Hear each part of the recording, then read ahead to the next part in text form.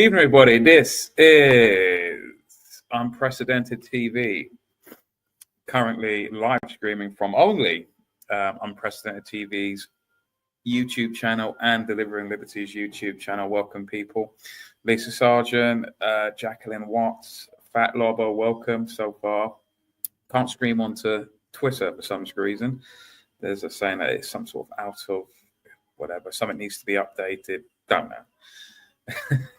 Not interested. I'm gonna have on a guest at some point, hopefully, called Norman Richmond, to discuss his organization called Ofcom Watch. So we'll be speaking to him shortly. But this is Unprecedented TV at the moment, and we're just waiting. I'm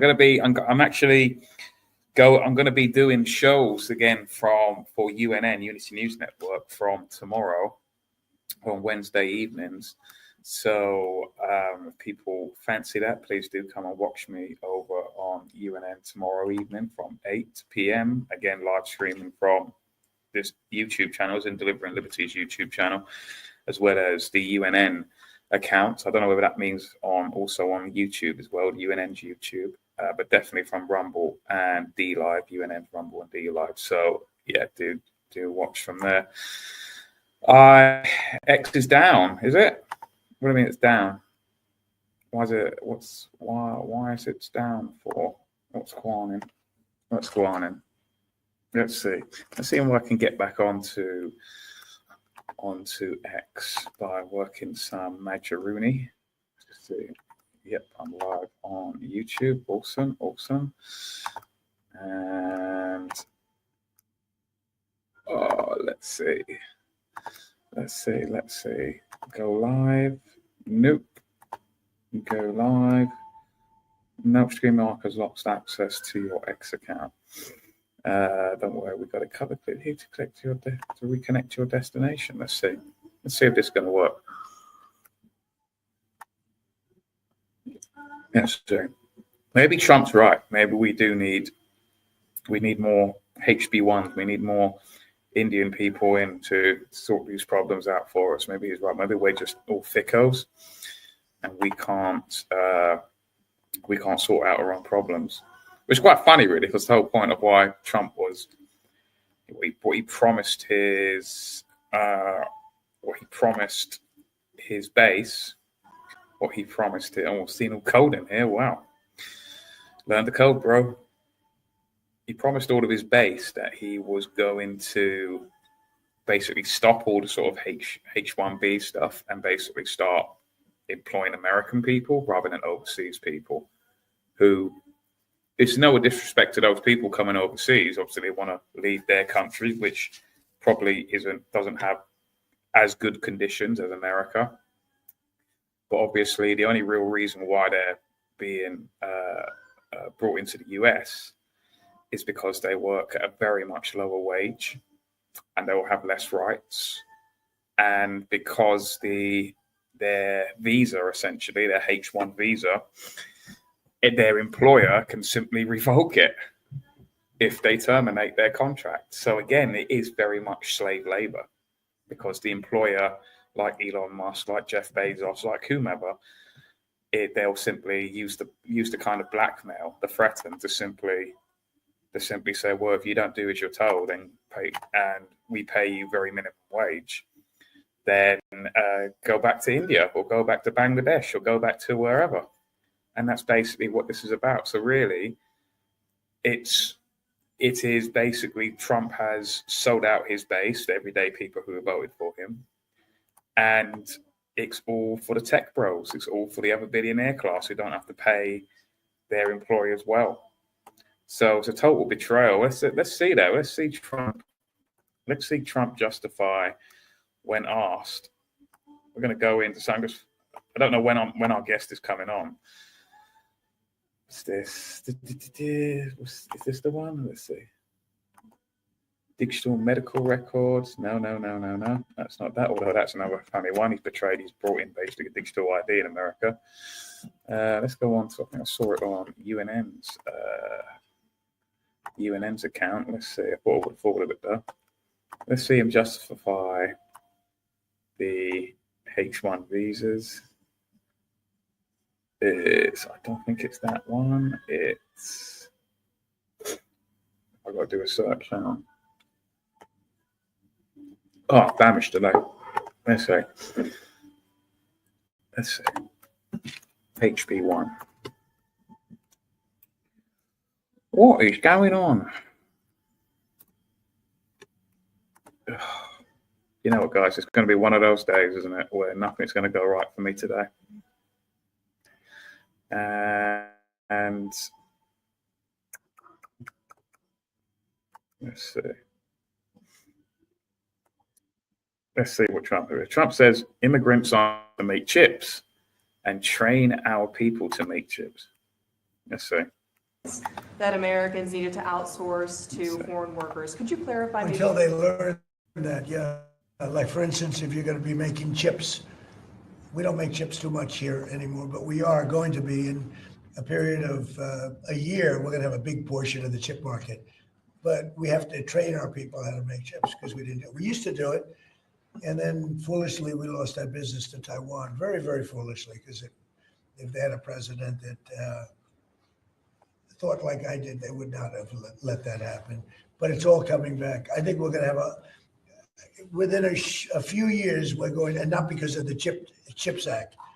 The CHIPS Act was a disaster for this country. We gave away billions of dollars to other countries and other locations and companies, and all they did was rob our money.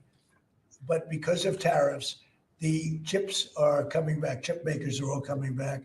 And I think within a very short period of time, we're going to have maybe even the majority of the chip making in the world will be right in the United States, where it should have been all along. But because we had people that didn't believe in tariffs, they believed in them, but they didn't know how to use them. We would have had nobody leaving our country right now. And instead, you have almost 100% of the chips are made in Taiwan. It's so disgraceful. The good news is it's all coming back. Yeah, please. Mr. President. So there we go. The chips are going to be made. Yeah. More chatter. Yeah. Pandora Chaser. Welcome. Yeah, I know. Unfortunately, I'm only streaming from 2 channels today. So it won't be too much. But there's some Twitter is apparently down. I don't know. Or there's some sort of weird problem between StreamYards and Twitter. I'm not too sure.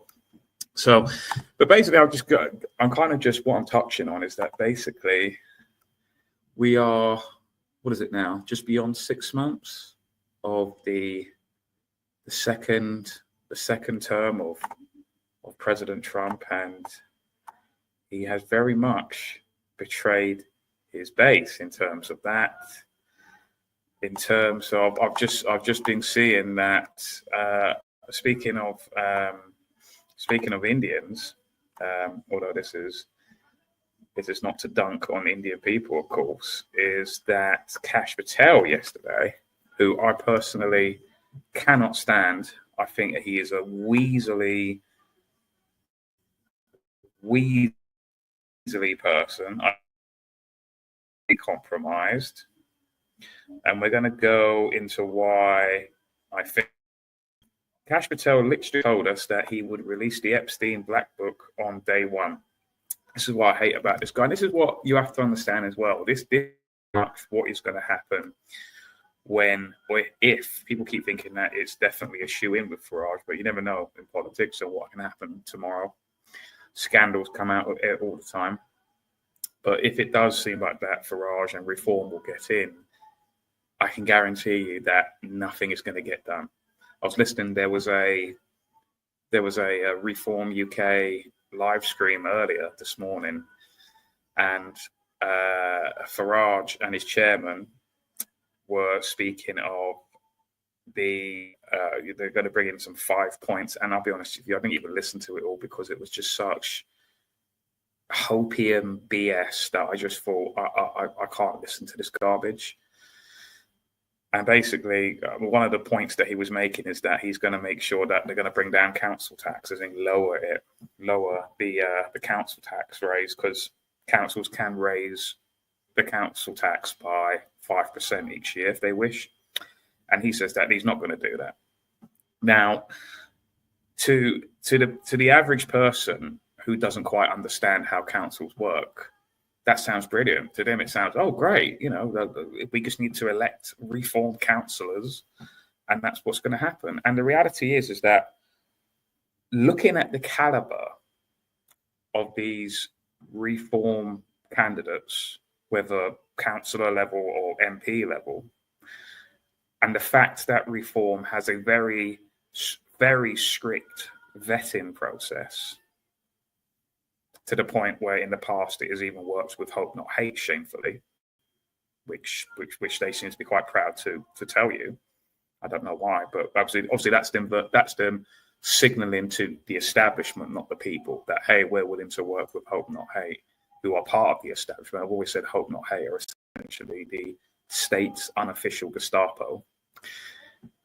They're willing to work with the state / Hope Not Hate in order to basically produce dummy, do-as-you're-told candidates who will never really say anything controversial, really.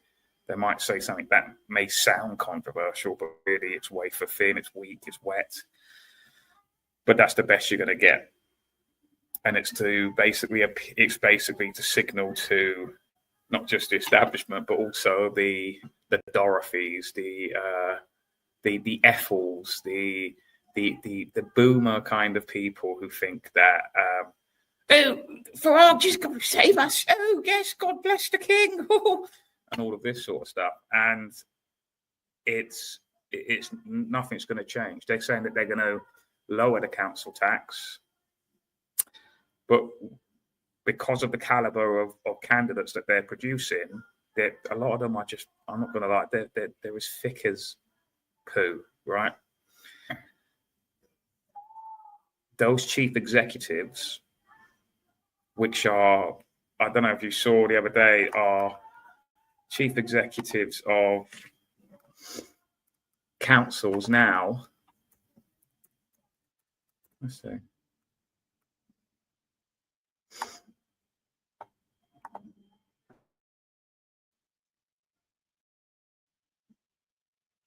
Chief executives now are, as in the unelected bureaucrats, the forever civil servants of councils who have been there probably 10, 20, 30 years and have seen many councillors come and go of all different sorts of parties, no matter what party's in charge, whether it's a Labour-controlled council, whether it's a Conservative-controlled council, whether it's a UKIP-controlled council back in the day, even a BNP one like Barker and Dagenham back in the day. These are the people who will forever be there, the Sir Humphrey Applebys of the local councils. These chief executives, and this is how you know the civil service truly do run this country, or at least are really the main people who are the controllers of the mechanism, of the machine, the servants of the machine to the higher establishment, is that a typical chief executive now is getting £1 million a year. Compare that to the elected prime minister, who is making only 10% of that figure, i.e. about over 100,000 grand. And this is how you know it's actually the unelected people that are running. And once those brand new, fresh reform candidates who don't know even where even the toilets will be in the building of the council building, those chiefs and other civil servants are going to run rings around them, and they're going to convince the councillors, the elected councillors, who again are just dummies and they don't know what they're doing. They're going to convince them to basically raise the council tax, and they're going to say, hey, we can bring in more money for the area. If only we can just, raise the threshold a bit, it'll be good in the long run. In the long run, we'll actually save money. You just know what they're going to say, these chief executives. You know what they're going to say. Oh, we'll just raise it a little bit. They probably don't want to even raise it 5%. They probably have this figure in their head where they only want to raise it 2%, but instead it's going up and up and up. It's always going up, right? But they'll say to the council, we've got to raise it 5%. but in their mind, like doing a car deal, but in their mind, they already have settled for 2%, and really it's 2% that they want, or 2.5%. And they will convince the councillor that they have done the chief executive over. Okay, you've beat me, councillor. I won't raise it, but we shouldn't raise it by 5%. We'll just raise it by 3%. But that was always what the chief executive wanted. And that's basically what is going to happen. That is essentially what is going to happen, right? They're going to trick the new, very dim, very screened new councillors, as in they're going through the vetting process. Let's see, chief, let's put it down. Chief executives of the UK councils. Let's see what will come up.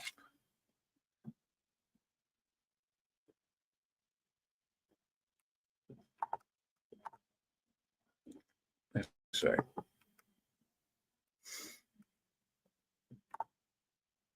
Let's see what's been in the news about it.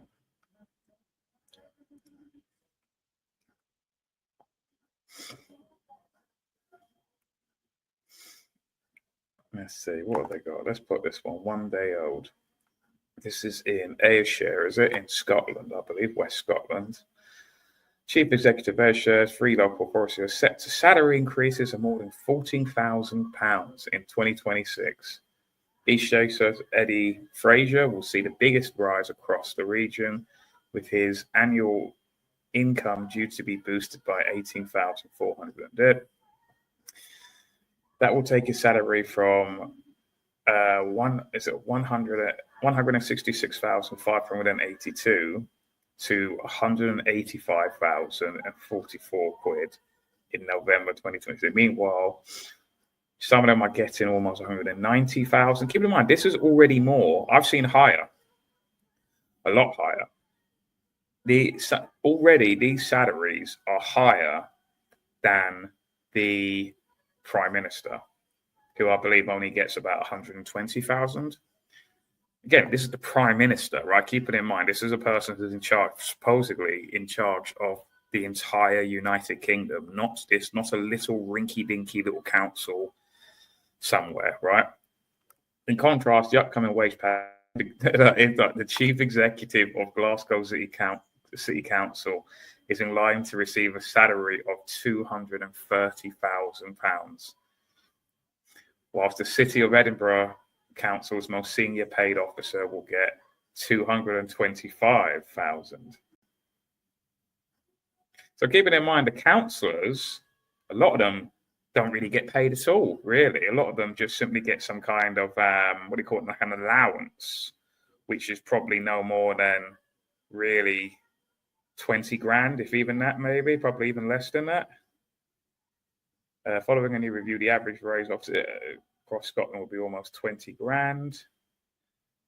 So their pay is more than what elected councillors, who have to go through a campaign of being elected. They have to do most of the work, really do most of the hard work. They have to scrutinize. They have to be questioned by the people. They get a lot of complaints by the people. And these individuals here, they're people in the background. They're in the shadows. They don't get any flack. And they're getting more money than the Prime Minister for running a little borough, a little council building, essentially. I remember we went to, I don't know if Greg Romford's in the chat. I remember a couple of years ago, went to, was it Havia? What's Romford and Havia Council? And it was due to the ULEZ being expanded to Romford. And despite a very large protest outside that small council building, I remember everyone just barged in. They just demanded to be in. Again, this is what I'm talking about. Look, they have an agenda. These unelected people, they have an agenda. They don't care about. They're not scrutinized. They don't have routine elections where at least they can be possibly voted out. There's none of that. They don't care. They're not held by anything, right? So they'll just put something in. They'll convince the dumbass councillors that this is a great idea, and then that's the end of it. And I remember going into the building, and there was a guy in a very nice suit, probably the best dressed guy there, and it was on my live stream, and it said he said that, look, I'm not a councillor, I'm just a chief executive. And I said, well, that's the guy who runs the place then. That's the guy who actually runs the place. Isn't this is what I'm talking about. MPs, councillors, all of these elected positions, that is the illusion of democracy, where it's to show the plebs, it's to show what they consider the plebs, the people that, oh, look, we'll trick these idiots, these morons, to think that they actually have some power by going into a polling station every 4 years and putting a little X in a box, and we'll just pretend that they have some power. You know, it's like the equivalent of like a toddler comes up to you with like some scribbles that they've done, and then you as the parent go, wow, you've done a work of art. I'm going to stick that on the fridge because you're so clever and you're so good. It's essentially that. It's a total embarrassment, the whole democratic system. That's why that's why I just say to people, don't vote. There's no point in doing it. It is pointless, right? And this is where I then disagree. It's funny. There was with people like Nick Fuentes, for example, is because ultimately, and it's quite funny, in the UNN chat last night, I just happened to see someone atted me, and I just happened to be on my phone at the time, and I saw someone had atted me, and it was a Nick Fuentes cultist fanboy cuck, basically, who again the Fuentes people, like the sort of MAGA people, the QAnon people, they're total cultist cucks, basically, and will defend anything that their dear leader says or does. And he was claiming that I was a hypocrite in some way, because simply what I did was, what I think I understood was that I had shared on my Telegram channel a recent Nick Fuentes video, even though I Fuentes is being brought in from the cold, essentially, because obviously the flack of the great noticing of like the Israel lobby, for example, is getting too well noticed. I think the real reason, because at the end of the day, they can just suppress, they can just do to Nick Fuentes like they did with the BNP, like they did with any kind of real controversial people that the state found difficult to deal with. They will just suppress them. They'll even just kill them if they have to, right? But the fact that he has been let in from the cold, and especially go on to Tucker Carlson, who I sincerely do believe is a CIA asset. His dad was CIA. His son is working with a CIA asset, i.e. Peter Thiel. I do believe that Tucker Carlson is essentially Operation Mockingbird 2.0, because instead of the traditional media, the mainstream media, which was Mark 1 of Operation Mockingbird, Mark 2 is simply the continuation, but now in the alternative media sphere, because the alternative media is taking over the mainstream media. It's bigger than the mainstream media. Look at the number one podcast in the world. It was or is Joe Rogan, and Tucker Carlson and people like Candace Owens and all of that are in alternative media, and they are the biggest viewers, really, more so than any of the traditional media like CNN or Fox News or anything like that. I mean, only boomers really watch those two programs anymore, those two news organizations. But I don't trust Candace. I don't trust Tucker. I don't trust Ben Shapiro. These biggest people. I think that they're all some kind of intelligence assets. And I think that Nick Fuentes is allowed to exist on the Rumble platform because Rumble was created as a, how can I say it, an Operation Trust kind of platform, where, as Lenin said, what did he say, to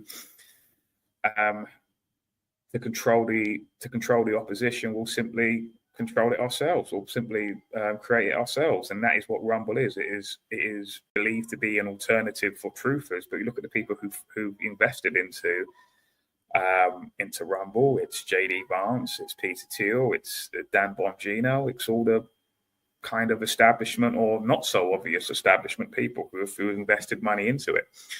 So if they wanted to, they could just simply kick Nick Fuentes off. But they don't, because Nick Fuentes' solutions ultimately is believing in the system still. In the sense that I believe that there are some people out there, especially it's very boomer minded, that there's nothing wrong with the system. The system is still on our side. The police are on our side. Whatever the vote. There's nothing wrong with the system, the voting system. It's just the people. It's just the people that are the problem. Whereas I believe the truth is, and I think anyone with a functioning brain understands, that it's the system itself that is broken. And it doesn't matter who goes who, no matter how good of a person they are. Look at Thomas Massey, for example. He's probably the only decent politician in the Western world that I can think of, top of my head, like in an elected position, I mean, right? He can't get anything done. Ron Paul famously had this same problem, couldn't get anything done, ran for president, totally done over. It just doesn't matter. The system is totally against the people. But Nick Fuentes' solution is, we just have to get into the system. We just have to get that. We just have to infiltrate. We just have to take over. Now, people might say, but David Clues' solution is infiltrate, reform. David Clues is under no delusion that even if we got 30 to 40, we infiltrated reform and managed to get 40 MPs, let's say, into the Houses of Commons, it doesn't matter. David Clues has said it doesn't matter because, yes, we'll have some voices in there that might cause a bit of havoc. But in terms of practicality of getting things done, nothing will get done.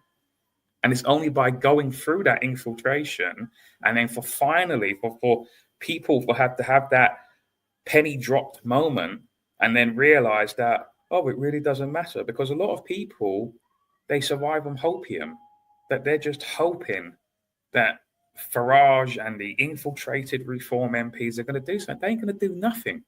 Because they have thousands upon thousands of these unelected civil servants that are totally against them and will perform skullduggery tactics of blackmail, of everything. Remember Matt Hancock? And they got all that. They sat on that video footage of him cheating on his wife with that secretary for ages. And then when Hancock didn't do what he was told, whatever he was meant to be doing, they released it. They have all of the cameras set up. It's only a matter of time before you F up, basically. And then they will release that. So David Clues, unlike Nick Fuentes, is under no delusion, because Nick Fuentes is deluded if he thinks that, we just got to get the Groypers to infiltrate the American system and then everything's going to be A-OK. BS. And that's why they've let him in from the cold, because he is a palatable rebel. He is even Nick Fuentes says he's not even that radical. He's not. He really isn't. You actually listen. The only thing that people might consider Nick Fuentes a radical is because he says some edgy stuff occasionally. That's it. But he's just saying nonsense. He's just saying words. He's just being edgy. Being edgy is not being a radical. And that's why he comes off kind of immature and twerpy and all of that. However, he does say things that I do agree with. And that's why I shared this post. But the low IQ Nick Fuentes cuck cultist guy doesn't understand this.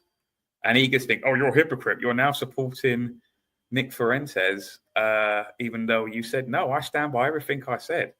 That the original post that I put was that people have noticed ever since Nick has been allowed into the establishment club, essentially, not in the high tier club, but in the sort of low tier economy club of the establishment, the second class club of the establishment, where think of it like Think of it like the Titanic almost, where they had first class, second class, and third class.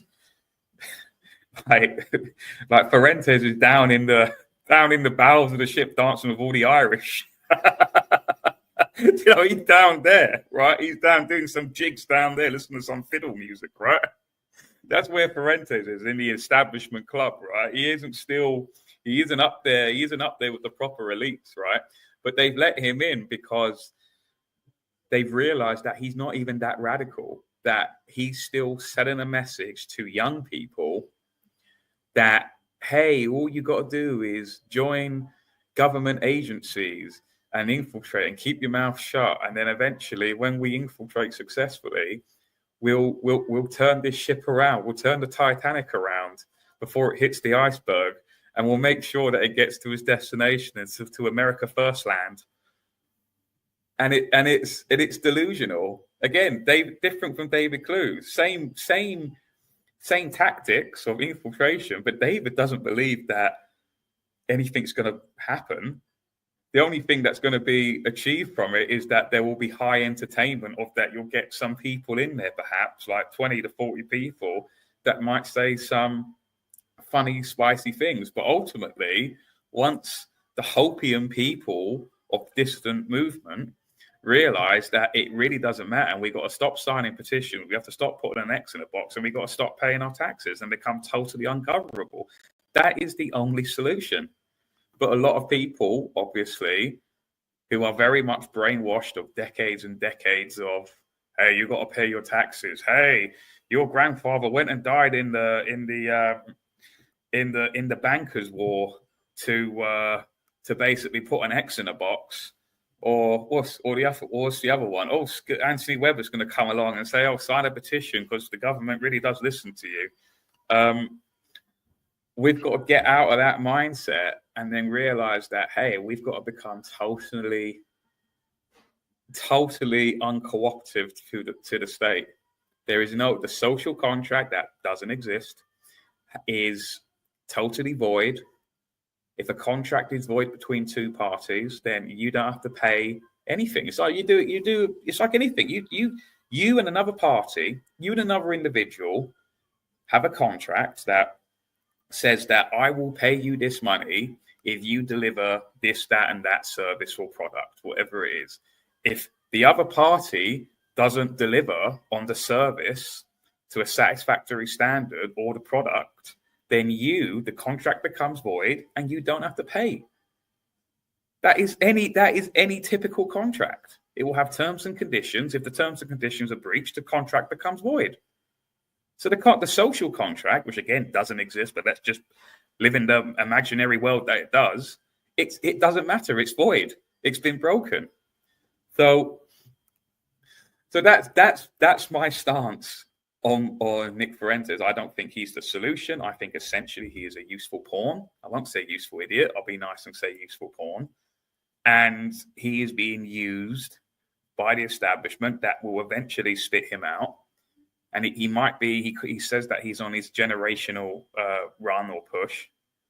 But that, like anything that goes up must come down. And I foresee that Fuentes is going to go way of I'm trying to think of Ben Shapiro now, really, who's I saw a funny thing. We saw about Ben Shapiro shared the Nick Fuentes video. I saw there's been, you know what? There's been these hilarious Disney Pixar AI trailers being made, and some of them are so hilarious. This one's all right, but it's very, very edgy, spicy kind of racial kind of jokes and everything, and they are just generally hilarious. And I've been just laughing my head off at them.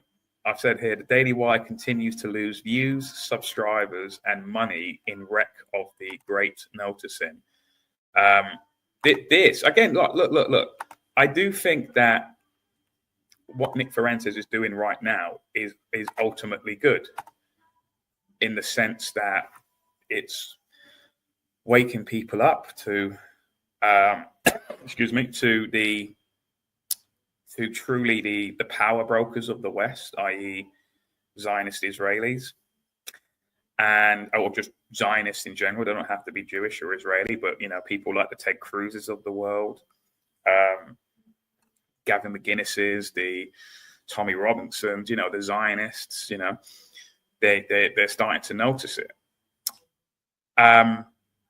But what I think is going on is that there is a greater agenda at play where the establishment, because like anything, what happens is that there is a genuine movement that first begins. Think of MAGA, genuine spirit of the people that genuinely want to, they want to see good for their country. It's just like you can also compare this to Brexit. I'm trying to think of others, but just stick with MAGA, for example, is that it begins first, genuine rebellious spirit that is going on. And then what happens is slowly, I think you could say this also happened with the freedom community as well over the last 5 years, is that it started off generally with great energy, great creative juices, in the sense that, I watched David's shows yesterday. He had a guest on. They were talking about, the music, the artistry, everything, the spirit. It was all raw. It made people more creative because it was genuine. It was true. It was raw. And that's what the establishment feared. And the same was done with MAGA. The same was done with Brexit. The same was done with also like the Ron Paul movement back in the day. And these things, as in the Tea Party stuff, all of these things were real. But what happened is that slowly what the establishment did, they have to do their own form of infiltration, similar to like David's idea of the reform way. They do their version of infiltration, and they slowly infect the movement. Let's just say with MAGA, and then eventually look at MAGA now. Look at MAGA now, right? It's the people who are taking over MAGA are Ben Shapiro, are Mark Levin, are Ted Cruz, are Dan Crenshaw, all of these people who are just Zogbot Zionists, and now they're telling you what MAGA means. And MAGA has become MIGA, as in Make Israel Great Again. And it's just look at Brexit, totally destroyed. And that I can see that happening with Nick Ferentz's America First movement, is that eventually, unfortunately, it will probably be infected, because I think that the establishment are essentially courting Nick Ferentz's at the moment. And unfortunately, this is human nature. This is where the quote, power corrupts, and absolute power corrupts absolutely. And looking at the sort of individual that Nick Ferentz is that he is a guy with a lot of ego. He has a lot of character flaws, which, we all do. But he is a person I think likes to have his ego massaged. And I noticed that when he goes on the people's shows, such as Alex Jones, such as Tucker Carlson, that he can be bitching and whining about these people for weeks, calling them all sorts of things, that they're shills, that they're state security assets, whatever, like he's done with Tucker and all that. And then as soon as he gets on their show, and then they have a somewhat kind of boring kind of interview, especially the Tucker Carlson one, the next day, Nick will do his show and say, "Oh, he's a great guy. Actually, he's all right, man. Yeah, he's pretty cool," because he's had his ego massaged.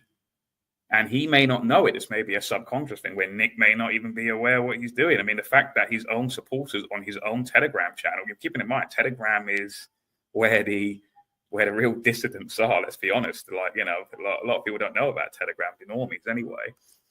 The fact that his own Telegram channel have noticed, his own followers have noticed that his rhetoric has changed slightly, and they're even downvoting. He's getting more downvotes than ever. He's being ratioed by his own followers not on Twitter, where everyone's on Twitter, but on the obscure Telegram where his hardcore supporters are, and a lot of his viewers are downvoting him. it's because they've noticed that he has changed his rhetoric on things. He bitches for weeks and weeks about people, goes on their show. Actually, goes up next day. Actually, he's all right. He's actually a good friend of mine now. So what the establishment have noticed that they've essentially built a psychological profile on this guy, and they've gone, hey, if we basically, fluff this guy, right? We just fluff this guy. We're going to let him into our little club, third class though, on the Titanic, not on top with Billy Zane and Kate Winslet. It's not until before she's down there. We're going to no chandeliers, no fun. No, we're going to let him on with all the Irish down playing the fiddle music down in the basement of the bowels of the Titanic. Right, we'll let him in that sort of third class, and we're going to basically slowly infiltrate and take over America first. And then after we're done, we're just going to chew Nick Fuentes up and just spit him out, and that's going to be the end of it. That's going to be the end of it. But at the time being, he is waking people up to the great notion. But what the establishment do, they will, like with anything, like I noticed with Tommy Robinson, because Tommy Robinson came along after Nick Griffin. After Nick Griffin was the first person to talk about the Islamic grooming gangs. You notice two people appeared when the BNP was was on its height or on its decline. Two people appeared on the scene. Stephen Yaxley Lennon, because he was still called himself Stephen Yaxley Lennon. If you look at the old Newsnight interviews on BBC Two, where he was allowed on as Stephen Yaxley Lennon before Tommy Robinson, and Nigel Farage. And what they done is that they basically split the BNP, I think, into two sorts of things. Whereas Farage will take over the political side of it, and Tommy will take over the social side of it, if you get what I mean, the non-political side of it. So, and it was just split in two. And then Tommy, yes, he took on board the Islamic rape gang stuff. But what he did was, unlike Griffin, was that Griffin would talk about also the Zionist lobby. Bankers, he would talk about the power of Israel, the influence and all of that, as well as the Islamic rape gangs. But then when Tommy took over, all of that was then left out, and it became a kosher-friendly, kosher-approved message. Same with Nigel Farage. The party was taken up, that essentially a new party to replace BNP was created. There's a UKIP, or at least taken over. And no longer did it mention those other things. It started talking about just simply, the kosher approved stuff. And that's it. And that's what they do. They basically, they take over a movement and then they direct it into a direction that is where the establishment doesn't want you to go. And that's essentially what happened. So this is what I see with Fuentes, is that they let him in from the cold. Eventually his rhetoric, his arguments will be taken over by other people. And you see this with Tucker Carlson right now. Since Tucker had Fuentes on, Nick Fuentes is starting to, what I've noticed, and I could be wrong, but I've seen that Nick Fuentes is starting to decline, whereas Tucker essentially, it's almost as if Nick went on that show, on Tucker Carlson's show, and simply, he may as well have just physically given Tucker a baton to say, hey, now you talk about the stuff I've been talking about. Because all of the mainstream media, even the alternative media, who are sometimes dumb enough to just do as the mainstream media does as well, all they're talking about is Tucker Carlson now, who for years never spoke about this stuff. Even when he had Thomas Massey on a couple of months ago, about a year ago, and then Thomas Massey said, hey, AIPAC, as in the American Israel Political Action Committee, AIPAC has massive control in Congress of both Republicans and Democrats. And then Tucker Carlson went, what's AIPAC? What's AIPAC? I've never heard of AIPAC. Even though Tucker Carlson has been the political correspondent of Fox News for at least 20 years. And you're telling me that he's never heard of AIPAC. I mean, either he's just incredibly bad at his job or he's a liar. And I think it's the latter. But to not know what AIPAC is, which is a massive influential political force in American politics, to not know that is to me just unbelievable, as in he's lying. So now Tucker is basically being molded into the kosher friendly, well, not kosher friendly, but the establishment approved, because they have to talk about this now because it is out there in the public. It's over on the internet. They've even had to try and buy TikTok over it. You know, Larry Ellison has now bought TikTok. Larry Ellison's son, David Ellison, has bought most of the mainstream media in America now as well. And it's containment. They're trying to stop this message from going out. So they're trying to turn basically, okay, don't listen to Nick Fuentes anymore. Listen to Tucker.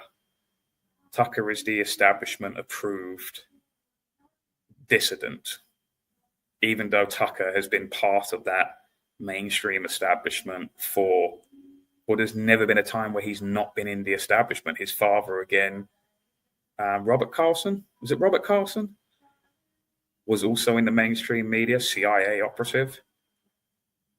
And Tucker's now, people see him as a rebel, as an anti-establishment, counter-establishment figure. He's always been in the establishment. Yes, he's got a YouTube channel, but YouTube is mainstream, really.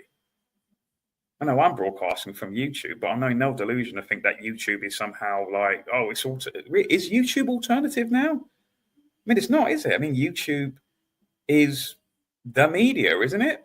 It's taken over as the media. It's if anything, the mainstream, the thing we call the mainstream media is actually the alternative media now, really, let's be honest. And now the biggest shows in America are Shapiro's, are Candice Owens, is Tucker Carlson, Joe Rogan. I know that's not news, but again, it's the biggest podcast in the world. It was first a YouTube channel before it went on Spotify. I mean, this is what I'm saying. Anyway, let's just put this on. I've been rambling so much. This I see. This is what's happening now with Ben Shapiro. So the Daily Wire, Ben Shapiro's news outlet, it's continuing to basically, it's in the death spiral, right? And it's totally just spiraling out of control, right?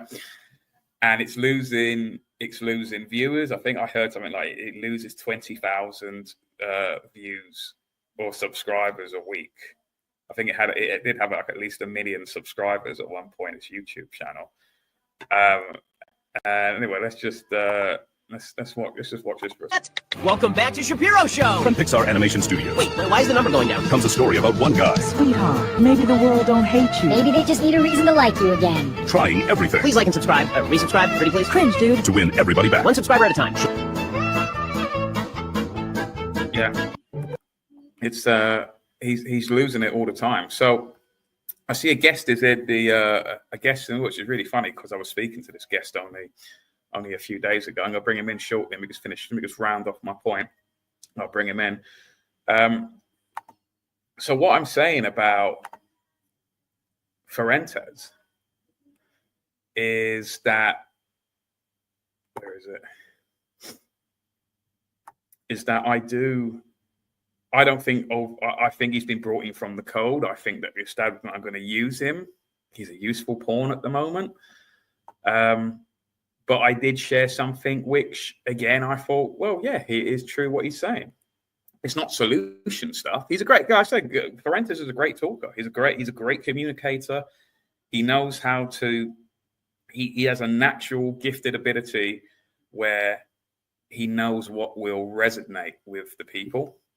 And all it was simply was, because obviously I want to talk about the Epstein files as well later on in the show, is that it seems as though, again, what I'm seeing online is actually quite incredible, is that what I'm seeing is that you have the Trump propaganda train, which is, what am I doing? What's going on? Oh, did I share the wrong link? Oh, what bell end I am. Although that's a funny one as well. Let's see, So the Trump propaganda train is telling you that, oh, you know, I saw this, not Sean Hannity, what's the other guy called, whatever his name is, young guy, Jesse Waters, is it? Of Fox News, is that, they're trying to say, oh, you know, like they let Epstein out and the Epstein files have been released. And actually it says, you know, Epstein hates Trump, you know, and all of this. But they're the cherry-picked bits that are from all of the massive leak that there's been. And what they're showing you that bit, but then what they're not showing you is that supposedly is that in 2017, whilst Trump was in the White House, he apparently, I believe he did stay at the White House for Thanksgiving. He didn't go and spend time with the family or anything like that. Wherever the place he lives in, all that. And he instead elected to stay in the White House for his first Thanksgiving as president in 2017. And apparently, one of the guests at the Thanksgiving dinner in the White House was Jeffrey Epstein, after he had already been prosecuted as a sex trafficker, which would therefore explain why Trump, and there's probably other things as well, but this is definitely one of them, is that why Trump pretended, because he has lied, he has said that there's nothing more to release and that's it, and that's the end of it. But there is. So at the bare minimum, Trump has lied. At bare minimum, he has lied to his following. A following that he promised would release all of this stuff eventually when he became president and all of that. That this guy was, because keep it in mind, you know, like this was stuff being said even before it was his second run, wasn't it? Before, it was the campaign for his second run that he said he would release all this stuff. Did he say it in 2015? People remind me in the chat. Did he say it in 2015 as well? Were they talking about the Epstein files in 2015? I can't remember now. I get all confused with all the chaos. But apparently he had this guy as a guest in the White House. So this is what Fuentes said, and this is why I shared it. Again, I don't think Fuentes is the solution, but he does say correct stuff every now and then. Are you telling me that Donald Trump had Thanksgiving dinner with Jeffrey Epstein when he was the president? Are you kidding me? That is what is in the files, the 20,000 emails that were released yesterday. We don't even have all of them. And this Department of Justice said the files didn't exist. And they knew that this was in them? Really? How do you expect anybody to ever trust the Trump government ever again? You think that you had the right to bury this? Wouldn't that be pretty relevant if Donald Trump, as the newly elected president, sat down for Thanksgiving, his first one in office, with Jeffrey Epstein, after his labor secretary, Alex Acosta, recently appointed, was the one that gave Epstein the sweetheart deal 10 years prior? Are you telling me that Donald... Well, there was a bit of a rave going on as well. I forgot about that bit. Anyway, look, I'm going to stop rambling for a second. I do want to talk about Kash Patel. That is someone I've got a proper hate thing for Kash Patel. I cannot stand Kash Patel. But anyway, in between all of that, I'm going to get our guest on because he's been patiently waiting in the background here. So I'm going to add him right now to the show. So welcome to the show, Graham Moore. How are you? I'm very well, thank you. How are you? I'm good. It's a big surprise. I'm expecting another guest, another guy who's meant to come on, but instead, I'm actually glad that is you because I actually know who you are, Graham. And we were talking only the other day via messages. So what brings you to unprecedented TV? When did I? Sorry. What brings you here on the show? How did I get your link? What's happened? Yeah, I don't know what's happened. Right. So a very good friend of mine who you know quite well, which is Charlotte Emma, sent me your link and said that Sean's live, go and jump on with Sean. So I said, all right, then I will. And that was it. So I clicked on your link and that sounds just like her. It was almost as if she was in the room with us there when you did her voice there. He said, just get on the show. Yeah. Anyway, no, sorry. quite funny. Yeah. So Graham, funnily enough, so we were chatting only the other day. So Charlotte must have somehow must have got some kind of psychic sense that we've been chatting or something, because I haven't said anything to her, to my knowledge anyway. No, I haven't. No. So we were chatting the other day. So it was regarding a mutual, well, at least a friend of mine. I don't know if he's a friend of yours. That he was having some legal issue. I won't go into it. And obviously, I know you. You are a paralegal, aren't you? You've got many hats that you wear, but that is one of them. You are a paralegal. I am a registered paralegal, which means a registered paralegal means you're not qualified in their way. In other words, you're not part of their club, but you still show respect to the court. That's a crucial element. Yeah, I prefer paralegals personally to actual solicitors. If I have to say, I would take that obviously. And you can sit as a Mackenzie friend, then, can't you, as well, if you wanted to? Is that correct? You've got certain restrictions. You can sit as a Mackenzie friend. You can advise people. You can help them with their paperwork. So you can help control the presentation of the case if you want to get the case over properly, and you can tell the person, don't say, some people come out with the weirdest things in court.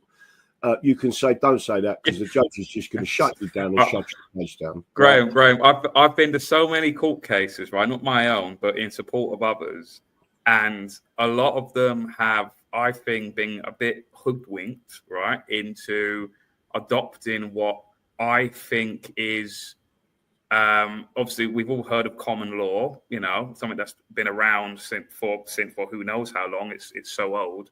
But then there's this other thing going around that I think is masquerading as what people would call common law, and basically, I think it's a load of nonsense, if I'm honest with you. And I've seen people really adopt this modern, I'm going to call it modern common law, this modern common law take on it, and they've made complete tits of themselves in the courts, and they've come out with worse sentences and far more heftier fines because they have, they have I think been led down this path where, and there's a particular guy, I don't want to name him to save embarrassment to him, but there's a guy who continues to do this, but he's of the mindset that I'm winning, though. In the long term, I'm winning. I'm going to win in the long term, even though he's lost like 10, 20 cases consecutively.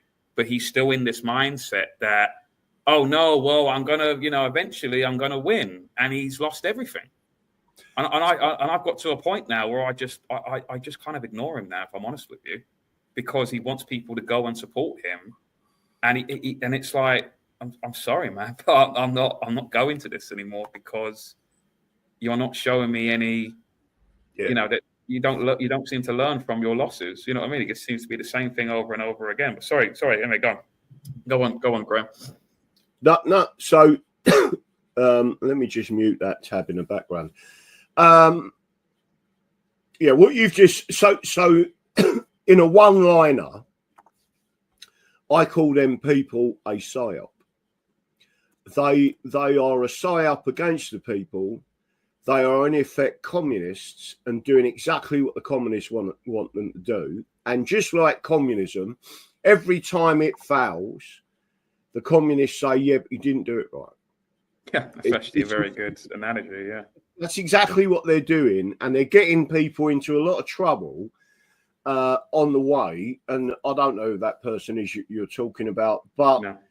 I have seen many of these people, instead of them standing up and doing it themselves and presenting cases and going through the process, they always get someone else to do it, and it's the other person that suffers, not them. Which again, if you look at, I mean, we've just had in an election in Runcorn and Helsby, which I'll be announcing the judgment tonight on my show, and the costs order. What I will say is So myself as a registered paralegal and someone who understands the law and of elections, etc., we've just gone head to head with King's Counsel, an army of barristers, the King's Counsel, 2 King's Counsels originally, an army of solicitors, and won every point, right? Even to the point that the appellant court, the second highest court in the country, completely agreed with me, right? And threw out their case against what they was trying to strike out our hearing. And the appellant court. So again, all I'm trying to say is what I do is different to what these other people are doing. That doesn't mean you will win every case, right? So the 3 elements up until our trial, we had an election petition trial. I'm not sure if you know too much about it, but basically I got 50 votes when I stood in Tooting by-election when Sadiq Khan stood down and became the mayor. I got exactly 50 votes in that election. And then 9 years later in Runcorn and Helsby, I got exactly 50 votes again. That is the first time in electoral history that's ever happened, that a single candidate gets the exact amount of votes in 2 separate elections. Don't forget, this is for Parliament. Almost as if it was predetermined. In other words, the count is a fraud. And that is what we just recently put in a 3-day petition trial, which was held at Chester on the 3rd, 4th and 5th of November. So today I've just been handed down the judgment, and I'll be talking about that tonight on my show and explaining to people exactly what's going on, and obviously the cost order. But just to let you know, Sean, and your audience, 2 of the original judges from the first part of the case, they got a cost order from the Royal Mail, for example, and they described it as grossly disproportionate. That's a judge's terminology for fraudulent. It was so massively out of silk, out of kilter, that they reduced it from £80,000 to £12,500, right? Which I've never known them to do before. Don't forget, we're now talking about high court judges at the highest level in the country talking about this. So this case was never about, and by the way, all the judges have accepted this. It was misreported by the mainstream media, and I may say some people on the alternative media have just ignored it when it's a crucial case. But the basis of it is that the count is crooked itself. It's not just about postal voting. That's part of the fraud. But it's the fraud itself that happens in the middle of a count. And I'll give you one indication. This was actually proven in Doncaster in 2009. And it's actually a group of people I do not align with, which was the British National Party. They had 5,000 of their votes stolen and put into the Labour pile to try and stop the English Democrats winning the mayor election of Doncaster. And the returning officer in that case called for a complete independent individual ballot recount. And they found these 5,000 votes that had been stolen from the BNP. And what they did was they took the votes, and at the top of a bundle, they put a Labour ballot, and at the bottom, they put a Labour ballot. And then all of the ones in between were BNPs. And then they counted the whole ballot as Labour. Right? That's how crooked this system is. And the only way you can overwhelm it is to do what Trump did, which was to tell the people to come out and vote en masse. If you don't vote, you're complicit in a communist takeover of this country. And that's what's being advised by these people. You should never be despondent. If it's the way to take it back, the only other way there's an old saying: you can vote your way in or cheat your way into a communist structured nation, but you'd have to shoot your way out. And unfortunately, I am now seeing that is coming to a very close conclusion.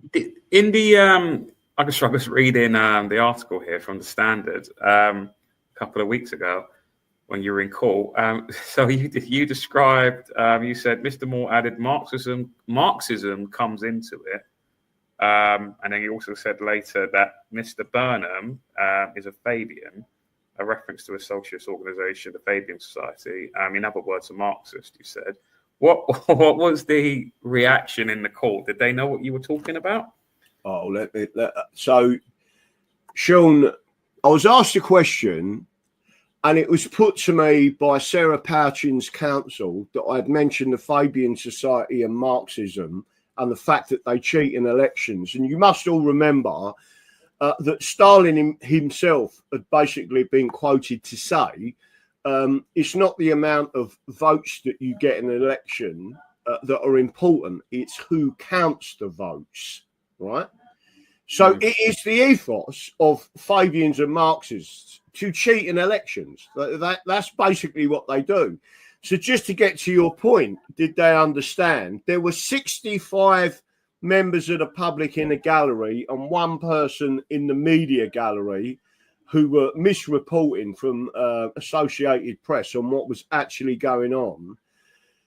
But when I finished and explained that the last time we had a Fabian government as we have today, we went to war in Iraq on a lie. And it was Tony Blair who's the Fabian, right? And his entire cabinet, bar one, which I believe Claire Short was not a Fabian, but everyone else was. Clement Attlee, for example, Fabian and a communist, going back to, slight post-war. And I explained that in my answer. And when I stopped giving my answer, there was a complete and utter applause come from the public gallery because I just told it as it was. So the judge said to me, this is not a place to be on your soapbox. And the other judge said, but we understand the passion from the people listening to this and we understand the public interest. Bearing in mind, it was a packed court. It was court number 1, Crown Court, Chester, etc. So what I basically did was explained that Fabianism and Marxism is not a conspiracy. I said, if you go onto Twitter, the Fabian Society on Twitter have put all their posts on there congratulating the 141 Fabians that were elected to Parliament.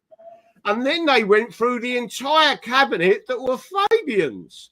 That's not a conspiracy theorist. What it proved to me, to be fair, and the comments I got from Sarah Pouchin's counsel, a barrister, who, by the way, has been retained by Nigel Farage via UKIP all the way through the Brexit Party and now with Reform, it basically shows that Reform UK are controlled opposition. Because they should never have even attempted to strike out this petition, because what I was saying, it wasn't Sarah Pouchin that cheated. It was a Labour Party that cheated. And the reason why they didn't call for a petition and a full independent ballot recount at the Royal Courts of Justice, because that's where they would have held the recount, the reason why they didn't do that, the Labour Party, was because it would have shown that they were the ones cheating. They just didn't cheat enough. In other words, the vote was so overwhelmingly for Reform, but I do 100% believe that Reform UK are controlled opposition without any doubts whatsoever. Oh yeah, well I was just saying it before you came onto the show there that they are. Well, Farage. I mean, Farage appeared really after Nick Griffin because he came onto the scene after, because obviously I think that the BNP was starting to become a legitimate challenge to the powers that be, or the powers that shouldn't be, and they needed to create. So I think they essentially created two figures, i.e., Farage and Tommy Robinson, and then Nigel took over the political aspect of the BNP, and Tommy took over the kind of social, Islamic rape gang sort of part of it, and they sort of split it into two basically. And I think that's essentially what happened, and then obviously after that, UKIP politically destroyed the BNP, and Farage often says that, it was because of me that the BNP was destroyed, and then Tommy took over the conversation about the Islamic rape gangs essentially. And then even to this day, people go, "Well, Tommy was the one who first spoke about." Well, no, he wasn't. He wasn't. Nick Griffin was. So just to make sure, there's a couple of points I want to make about what you just said. I don't disagree with what you're saying. In other words, it's all controlled, right? But one of the major reasons why Nigel Farage was brought into UKIP and UKIP was created was not the BNP. It was actually one of the strongest growing political organisations at the time, which was the English Democrats, right? They had 30,000 members and they was winning elections, and they had to take out because it was a threat to the political union, right? So if you speak to the Labour Party, if you speak to the BNP, if you speak to any of them people, they all want to keep this union, right? The political union is the threat to the people directly, and the independent nations, meaning England, Scotland. I mean, Wales is part of England because of the common law, but I've got no objections to Wales being independent, and Northern Ireland. But if you read the law books, you understand. But when you speak to them people, whether it be Robin Tilbrook from the English Democrats, whether it be all these different people, they will tell you that Nigel Farage was brought in to destroy the independence movement, especially of England, right? UKIP was all about the union. BNP was all about the union. And as long as you had them two groups fighting each other, you still had the union that was being fought for. If either side won, you still had the union. Whereas the English Democrats were completely about English independence. And if you go back through history, O.V. Dicey wrote a fantastic book about the union. And one of the things I learned from that was 7 years after the union was enacted in 1707 in its entirety, 7 years after that, it was put to Parliament to annul the union, right? It was actually taken as a vote. People were not happy. The Scots sent a 5,000-man army into England, not to attack the English, but towards that British Parliament to say, we don't want it. And no one's taught that anymore, right? So prior to the union, we had what's known as a common law union. In other words, everyone shared the same king, everyone shared the same rights. It wasn't an issue. But there's a lot more to this than what people. I mean, you've just had an article that I watched briefly where you showed, was it Firenze's? What's the guy's name? The one who. What was his name? You're on mute, I think, unless it's me. Sorry, apologies. Yeah, I was just cutting it. Yeah, Nick Fuentes or Fuentes. I can't think of one of the two. So I've got a different opinion. I haven't got a problem with him, by the way. And I've just seen a fantastic clip of Tucker Carlson, literally on Twitter, talking about what's going on now and the fact that this is a communist takeover. I am against what Israel have done, right? So if you imagine I'm one of them people, and then people call you an anti-Semite, and I say, listen, I'm not an anti-Semite. It's not this. I am against organised political corruption. It doesn't matter who it is, but there is a Jewish mafia, right? And no one's allowed to talk about it. In fact, in some places in the world, if you even fractionally go towards that, they'll send you to prison. Shows how powerful. It's funny because what's happened, I think, is that it's funny because people in the chat are talking about Shirley Bassey on Tom Jones. Is that it's basically like the Streisand effect that's named after Barbara Streisand, because famously Barbara Streisand, for some reason, I can't remember why, because I think it's to do with climate stuff, is that she tried to lie and says that she didn't have a seafront property somewhere because I think she was on the climate bandwagon. Yeah. And she kept lying and saying, oh, and I didn't have one. And it made people go and seek it out more. So it's called the Streisand effect, because obviously you tell people that, oh, there is no Jewish mafia, there is no Zionist lobby or whatever, you know what I mean? And then people are noticing and go, hang a minute, well, I think there is definitely, especially through bodies like AIPAC and the Board of Deputies in the UK here, and Friends of the Conservative, Israel Friends of the Conservative Party, Israel Friends of the Labour Party. They seem to have their hooks quite deep into our political affairs. So by saying it doesn't exist and you're just a crazy conspiracy theorist and all of this sort of stuff, that you're an anti-Semite, whatever, people then it causes the opposite effect. It's like the Sex Pistols, where they tried to ban the Sex Pistols, they tried to ban them from radio, don't go to stuff, and people were like, well, actually, I want to go see this band now because you're making it seem like, you know what I mean? It's the Streisand effect. So that's basically what has happened. I think what's going on now is that it's containment, and it's basically trying to, I think, take over that conversation of there being that mafia that exists. Yeah. And they're trying to, okay, we have to release some of it. We have to, it's like containment. We have to let the people, let the plebs, as they would see it, we're going to give them some meat off the table, basically. We're going to let them have something, but then we're going to get someone, I think Tucker Carlson, who I don't personally trust. I think he is essentially a CIA operative because his dad was in the CIA. His son works with Peter Thiel, who's a CIA contractor.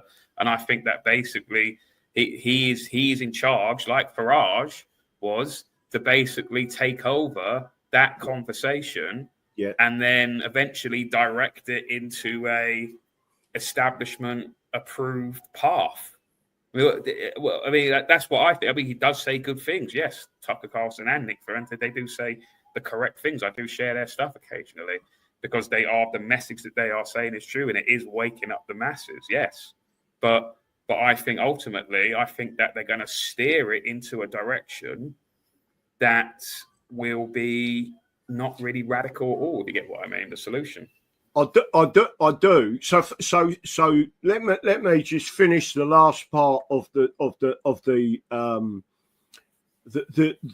Jewish financial mafia, the Jewish political mafia, the Zionism, etc. I just want to make sure I'm clear on this. I don't even think they are the major problem. There is another group of people called the Jesuits, right? And that Jesuit organization is as powerful, if not more powerful, than the Jewish lobby, right?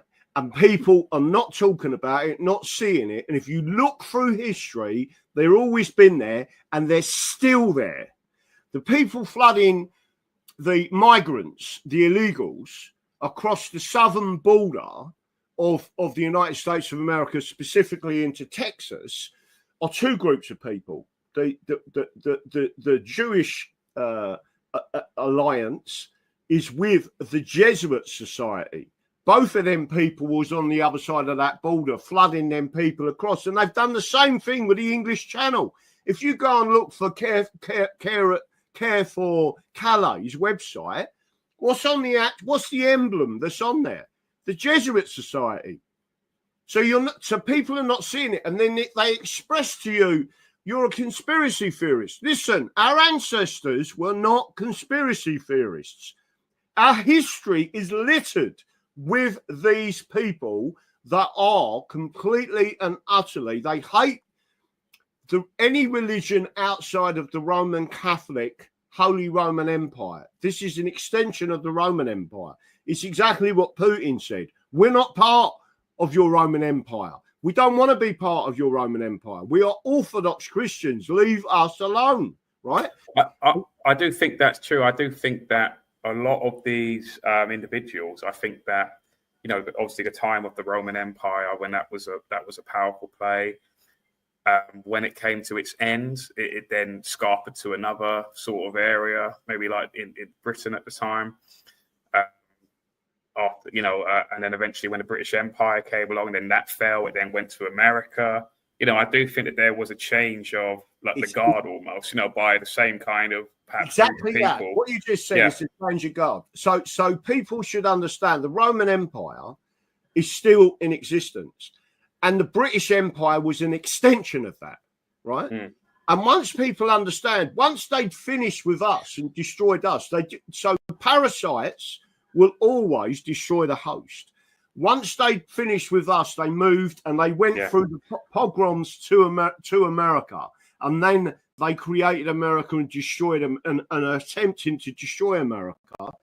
Once people understand the full history of it, it's not a conspiracy theory, it's actual fact. But China, they never teach you any of this in school. You have to go and find it from the archives of what's actually. I hear now that the next host, parasitical host, will actually be India. I've heard a lot of, especially from Israel. I heard that their next big partners after they basically like totally absorbed, sucked off the teat of America and the taxpayers. That apparently their next venture is into India, is what I've heard, because China. I think, like what you said about Russia, saying I don't want to be part of your Roman Empire. I think China is kind of like the same as well. Yeah. And I think India, you're noticing that India, I think, are going to be, because obviously their market growth is growing constantly. And I think even though obviously you see India and it's associated with like the slumdog millionaire stereotype, I think eventually that is not going to be the case.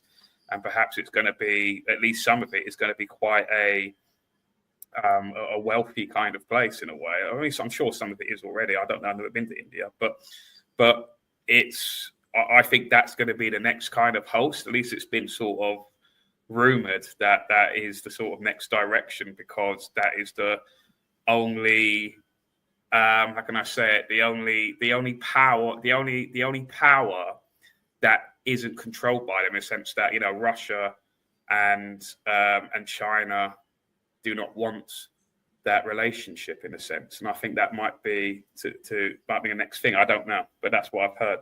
Anyway, but Graham, sorry to like cutting, because I've just noticed that I've got another guest here, and I didn't expect to see him. Just to quickly round up, I've seen on the thing. So you said that based on your the court case that you said that you've been involved in, I have seen here that. I don't know if you've seen this, but 4 hours ago, it's 4 hours old. There has been a article published on your court case. Do you want to share that, or do you want people? I haven't seen the article. It was not long ago when I was handed down a judgment. So where's the article? It's in the local Runcorn news outlet. I'll have a look and see what they're actually saying. But the Associated Press, who was the only people that they was misreporting on what the whole thing was about. I mean, the whole thing is about purity and freedom of election. Returning officers and their staff shouldn't be appointing members of Parliament, and if they are, which is what they're doing, there is no such thing as a red wall in England. It is just a large red cheat, and they've been allowed to get away with it for years. The only person who's ever gone into a election petition and explained the fraud to the judges was me. So at least it's out there and it's up there, and everyone should understand. What time is your show on tonight? I'm going to put the link in. I assume it's Rumble that you still stream off, is it? 8 p.m. live. And then I'll be talking through the judgment and the cost order. I'll put the link into your channel, and then if people want to hear your you going through it, then they're welcome to. Yeah. Okay, no problem. All right, then. Sorry to cut you off, Graham. Obviously, I've just seen that there's obviously another guest, and I don't have long myself on the show, so I'm gonna unfortunately have to cut short to you. But do please come on again in the future when I've seen we've got. It's the case with. I remember there was another case with a young chap that you were representing, and Charlie he was Staples. suing the. Sorry, so Charlie Staples' case. Charlie Staples, that's it. Yeah, will be. It's already. So the case has been. The trial has been set in front of a jury. That was against the police, and that was because of the COVID lockdowns, etc., and the fact that they literally tortured him. That is December the 6th, 2026.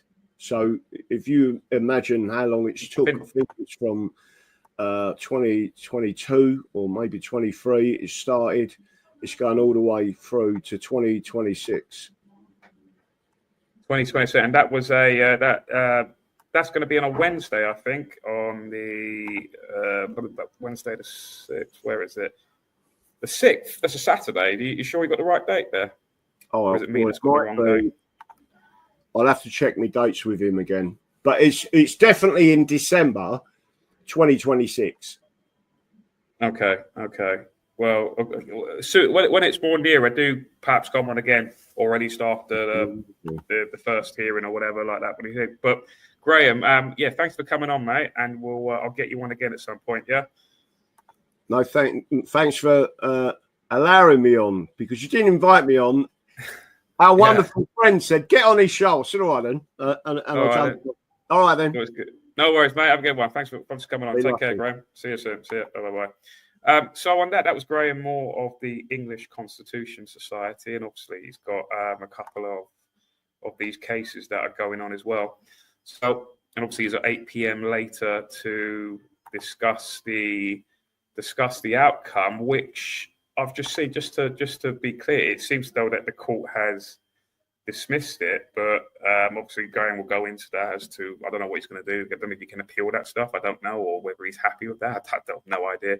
So we'll see what it goes. But anyway, I'm gonna get on our next guest now.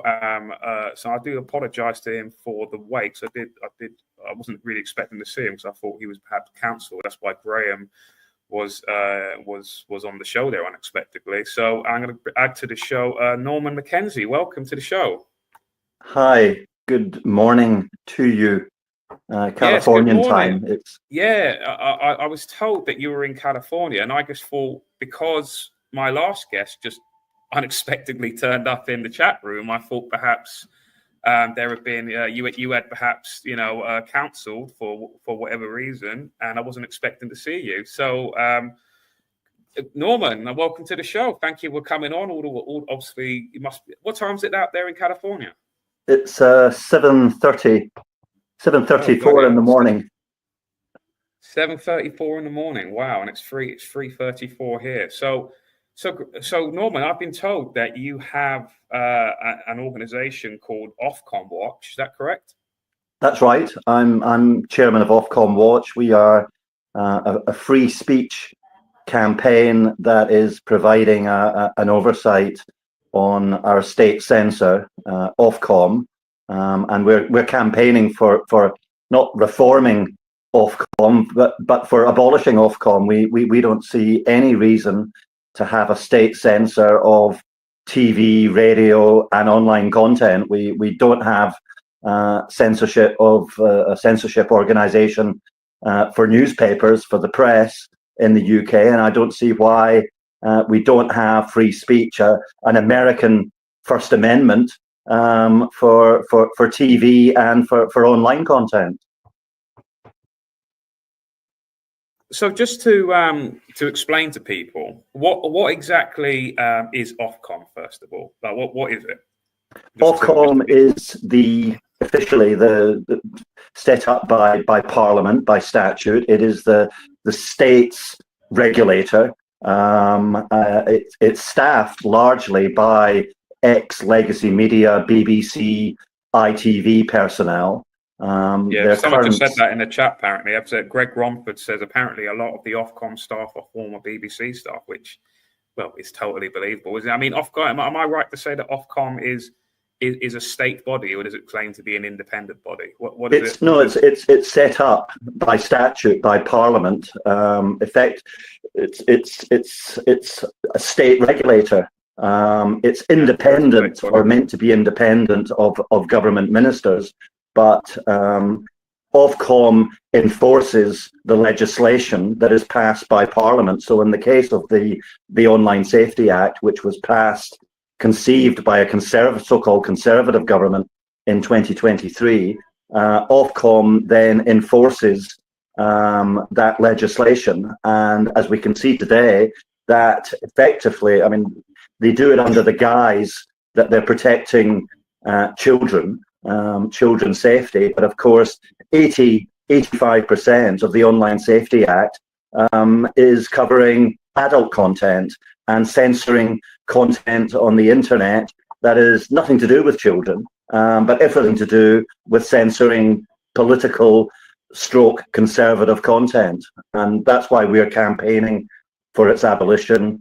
That's why I'm currently in the United States. I'm meeting with other campaigners here. I'm meeting with people in the Trump administration. I'm meeting with people later next month at the US State Department, who are considering imposing sanctions on Ofcom personnel and BBC personnel. At the moment, as you know, President Trump has announced that he intends to sue the BBC for up to $5 billion, which would completely collapse the BBC if they had to pay that. Yeah, and that's good. Do you know what's funny? I've been listening to. I happen to be listening to a BBC report, a news report, talking about that very thing, and it's quite amazing. The official BBC response from the news that Trump is looking to sue them is that their defense, and it's not really a defense at all. They're saying that, oh well, no harm was done. He still became president in the end anyway. And it's like, that's not a defense. That's that is still malicious behavior of that editing of that clip. Keeping in mind, at the time that clip was made, no one knew that Trump was going to be re-elected again. Not really. Obviously things can change at any point. You don't know that. It's absolute definite that. I mean, it was an absolute definite that he was going to win in 2020. But then I think a lot of dodgy. Things occurred in the sense that, remember the postal voting, and suddenly this mass bulking of votes just came in for Biden, and it was. I mean, I remember I even put a bet on it, and obviously I lost that money. I think I put about 500 quid on that, which I lost, obviously. But it was uncertain. And the BBC's defense is that, oh well, no harm was done. He still became president in the end anyway. And it's I think that's shocking. The fact that they can come on, the BBC can come on, and people like Mariana Spring, who will have BBC verify and we're the arbiters of truth. This is the pinnacle of journalistic honesty and all of this, and then they can just come out and say that to them. And I think what I find quite suspicious is that the timing of this, because obviously that panorama video, I believe, was done quite a long time ago, really, and the lapsing of litigation process has obviously surpassed I think it's only got a year before we can do it, and it's weird that only now Trump has taken that up to do something about it. I mean, what's that about? I know it's obviously related, but I just want your opinion on it. Why do you think he's left it so long? First of all, Sean, the BBC hasn't even apologized to President Trump. They've admitted wrongdoing. They've admitted that they fabricated evidence, that they doctored a clip of President Trump, giving the misleading impression that he was advocating violence on January the 6th. But the truth is that the BBC have been caught. They knew the board of the BBC, the editorial board of the BBC, the main board of the BBC, and Ofcom themselves. They were all informed of this panorama sort of edit back in January this year. So they've known for over 10 months, and they did not take even any internal action, far less disciplinary action for the journalists or so-called journalists that were involved in this unlawful activity. So it's now that they've been caught 10 months later, and they're really rushing around trying to make every possible lame excuse for this, that it was an error. It wasn't an error. I mean, there's two very distinct issues around this whole issue of Trump and the BBC. And the first issue is that the BBC is routinely, as anyone who is centre-right, centre, conservative politically, we all know that the BBC is ideologically captured. It's captured by the liberal left. That is their narrative. And in this case, that's an ideological bias that the BBC has. But now what we're discovering is that they're actually manufacturing evidence. They're actually creating fake news to even reinforce that ideological bias. And that's all been done on taxpayer funding, which is just outrageous. I mean, it's meant to be an impartial public broadcaster, and it clearly isn't. And I think what's going to happen as a result of this is that, number one, the BBC is exposed, but that number two, it's unsustainable as an organization. Funding has to be withdrawn. It has to be defunded.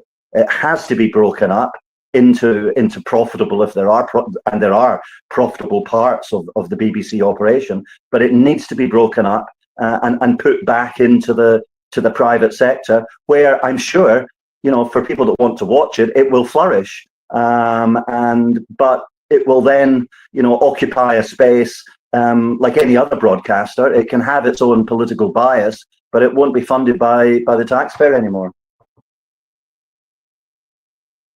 I personally despise the BBC. You know what I really do hate about it, and this is this really does kind of grind my gears. I'm not trying to be like some kind of male feminist white knight here or anything, but the number one, this is what I really can't. I try not to swear or anything. I can't stand the BBC for many reasons, right? But one of them in particular is one that a lot of people don't know about, is that the number one conviction rate in this country for women over the age of 40 is the BBC license. Is not having the BBC license. So what the BBC license, what do you call them? What are they called? The BBC license inspectors. What they are trained to do, no doubt, when they are being trained to do these jobs, is that they are essentially trained to prey on women, right? Especially elderly women. Because elderly women, especially, this is just, normal biology, is that obviously men are more disagreeable compared to women who are agreeable. So whereas men are more likely, like I've done in the past, if a BBC inspector turns up at your door, or if you get a letter, you could simply tear it up and throw it away, or the inspector, you just tell them to F off and that's it, and close the door. The women, especially the Dorothys, the Ethels, the elderly women, the boomer kind of generation women who have been taught to respect or respect authority and all of this, is that they will basically kowtow to the BBC license inspector, and the BBC license inspector will obviously lie. They're like bailiffs. They lie about the powers that they have. That that there's some kind of they're almost on par with police powers and all of that, which is totally untrue. And they will basically invite them in, and then they will be caught out. And then essentially these mostly male TV license inspectors prey on these elderly women, and then eventually get probably no doubt some kind of commission from it and all of that. And they basically punish these women. And I think that is such a scummy thing to do, that they prey on these women. And it makes me laugh then, because then the BBC itself will then virtue signal and say, we believe in more female representation. Women's rights. Yes. All of this. And they'll virtue signal about that. And then many people don't know it's the #1 conviction rate in the UK for women over the age of 40. And I think that is a really scummy thing. And that's why it is just simply, like you say, go into like a model where if you want to watch it, like any streaming service, and if you want to watch it, you pay for it simply. Not this sort of nonsense where oh, you have to pay for it. You have to pay for it. And if you're watching live TV, you have to pay for it and all of that. Because the TV obviously will come with all of these terrestrial channels. It will come with, so it's just an easily available thing. And then if you're caught out, then you obviously get penalised for it, even though it's like, well, I didn't really ask for this. Like, it just sort of came along with the TV. So I think it's a very, very, very disgusting thing that the BBC does. So if this was to happen, I personally, honestly, I don't think. I don't know. I mean, there's been these promises made in the past, like with Boris Johnson, that the Royal Charter is going to be basically, it's not going to be renewed and all this, and it just continues. And I think that basically the BBC is essentially the mouthpiece of the state, and I think it's useful to any government when it's their turn to be the government, whether it's the Labour or the Conservative Party, and it's useful to them in some way. But will it go away? I don't know. But what with your, so basically Ofcom? So let's just follow. So obviously the BBC, we know about the BBC, total degenerate kind of organization, and then obviously there's Ofcom, which is supposedly this, this is what makes me laugh. The state creates it, and then to many people it seems, but we have this watchdog society that's watching the BBC, and therefore everything's lovely and all of that. And like someone said in the chat and yourself, is that many of the people who work for Ofcom, they're usually ex-BBC employees. And I remember when I went to an Ofcom building where was it? In Gloucestershire. And the Ofcom building was literally within the BBC building or next to the BBC building. So these staff of Ofcom, so keeping in mind, Ofcom are meant to be the watchdog of these people. They're in the same building. They're talking to each other. They're friends. They're probably having lunch together and all of this. And there's no real, there isn't really a scrutiny about it. It's all just pretense to make you think that we live in this fair, democratic, whatever, liberal democracy where, we have this thing. So then that's Ofcom. So now there's another, now with your thing, there's another thing, the Ofcom watch. So it's who watches the watchers? Well, you're watching the watchers of Ofcom watch. So I mean, Ofcom, as you rightly comment, it's a revolving door. It basically is personnel from the BBC, leaving the BBC or ITV or Sky News and walking straight into cushy, well-paid, taxpayer-funded jobs at Ofcom. Will there be a Ofcom watch? Will there eventually, and then an Ofcom watch, and then it'll just go on. Well, no one needs to watch us because we're not funded by taxpayer funds. We're privately funded and by donations from the public for people that probably have been persecuted by the BBC. But we are campaigning and taking Ofcom and the BBC to the High Court for the fact that they're not fit for purpose. The BBC is clearly an anachronism. You don't really need in the internet age with huge diversity and choice in internet and media. We don't need a public sector broadcaster, and we certainly don't need a broadcaster that is curating a narrative that is clearly anti-British, that's anti sort of democratic, and the BBC has now been exposed, and hopefully this begins the process of breaking up the BBC, and ultimately, hopefully, our intention is to make sure that Ofcom is abolished, and that we have, as we have here in the United States, a First Amendment where there's absolute free speech. So, yes, I agree. I think I agree with one of the commenters there that says the BBC will be gone when the boomers pass. I think that's actually very true. I think things are going to change once that boomer generation eventually naturally departs, and I think definitely it's definitely going to be a different kind of plane once they're gone. But I was going to ask, so obviously you're being funded not by taxpayers' money but by donations. But what can you do? Because obviously Ofcom have certain, as much as we know that they won't use them because it's all in the same club essentially with ex-BBC, ex-ITV, all that, etc. employees essentially crossing the lobby.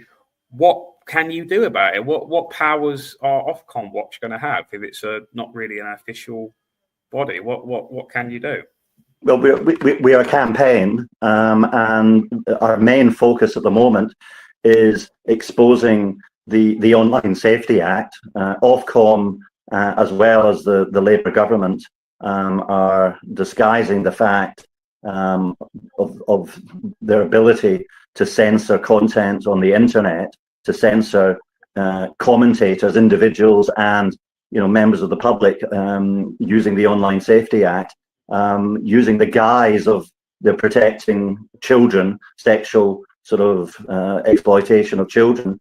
But what we have discovered is that over 85% of the censorship that now occurs under the Online Safety Act is actually censoring, political content of adults. It's not actually censoring content that could be deemed as child sexual exploitation. So that's the first thing. Plus, it's also censoring American technology companies and American citizens, and a British organization telling American technology companies and American citizens what they can and cannot say is clearly ridiculous. It's totally absurd.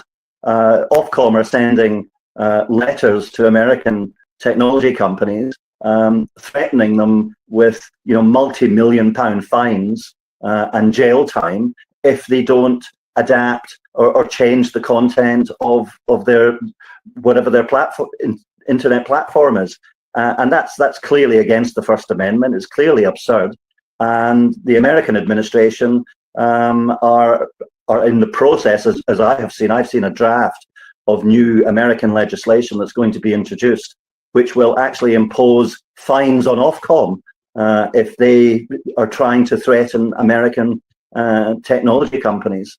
And the Americans will actually impose sanctions against Ofcom. I think it'll begin with travel sanctions against Ofcom personnel, so they won't be able to travel to the United States. But ultimately, the US government will be fining Ofcom and the British government for threatening American citizens' First Amendment rights. So it's going to be a real war, and we're working with the Americans to make sure that they do sanction Ofcom, so they know who the personnel are within the offices of Ofcom that are planning these censorship. Is Ofcom Watch essentially really for the benefit of America, or does it? I mean, what do you do in the UK?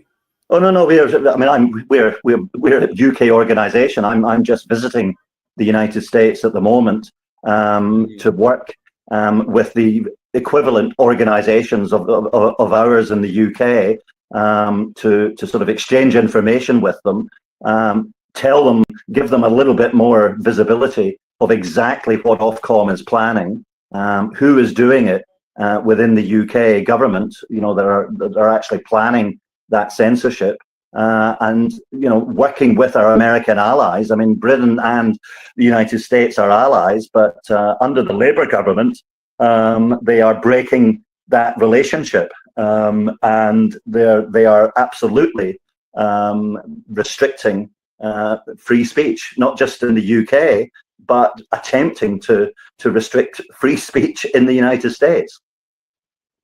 Okay. It reminds me of remember when RT was basically censored from the UK here, and then Putin basically went, "Oh, is RT restricted in the UK? Well, I guess we're going to kick out all the BBC people then in Russia here." And I think did he end up doing that? I can't actually remember if he ended up actually doing that or not. But it sounds quite similar to that. So are you basically sort of wanting a similar kind of, if he did do that, are you wanting that basically all of the Ofcom personnel could be basically just booted out of America, essentially? Absolutely. I mean, the reality is that, you know, you think that censorship is only happening in isolated instances, but it's routinely happening every hour of every day in the UK. Content that you are reading, whether it's a post on X or whether it's digital content on YouTube, it is being routinely censored in the UK using legislation like the Online Safety Act. And Ofcom is one of many, many organizations in the UK that is actually censoring content. I mean, during the European elections back in 2024, you know, there was something in the region of 35,000 YouTube videos that were removed or censored under the European Digital Services Act, which is the equivalent of the UK Online Services Act. And that was clear electoral interference in the EU elections, and that was state-sanctioned censorship. And we have even worse censorship, but it's not being exposed to the extent that it is. And the Americans now are aware of that censorship because it's affecting their citizens and their technology companies, and they're not going to stand for it. They're going to take action. And when it involves the president himself being the victim of fake news, then, you know, it's getting worldwide coverage. And this is embarrassing for the BBC. It's embarrassing for Ofcom, and we are doing everything we possibly can. That's why I'm in the United States, to make sure that the Americans do take action, because in taking action against Ofcom and the BBC, the Americans are going to be helping ordinary British citizens, because, you know, we'll be able to hopefully restore our freedom of speech in the UK by exposing this censorship. Well, I mean, it seems, well, I wish you luck on that, because obviously that sounds like a bit of a challenging step there. I just got your Twitter page up here, your X account. I'm going to put it in the chat there, Norman. Thanks, and also thank you for coming on. Obviously, I know it's early in the morning and you've probably gotten up a bit early. I'll put it in the chat there if people want to follow you on X there. So thank you for coming on the show and obviously getting up early. And it's quite interesting what you're talking about. But I hope it will succeed for you. No, fine. I really appreciate that. Thank you, all of your viewers. You know, please click and follow us on X, on Twitter, and look at the links. We've launched a campaign to fund our legal action against the BBC and against Ofcom. So if people can make donations there, then that will help pay our legal costs. So yeah, thank you. No worries, Norman. Well, thank you again, man, and have a good afternoon, or good morning, I should say. Exactly. Thanks very much, Sean. Take care. See you. Bye. That was Norman McKenzie, guys, of Ofcom Watch. So yeah, we'll see what can be done there. There's a will Trump sue the BBC? I don't know, man. It's quite funny how it's been left that long, though. I mean, like the belief is, especially from David Clues of UNN, and I think I do agree with it too, is that is possibly being. I mean, obviously the director of the BBC, I can't remember his name now. He resigned, as well as a few others, and it's more so believed that occurred because of their, again, funny, Mark Levin's on the my feed.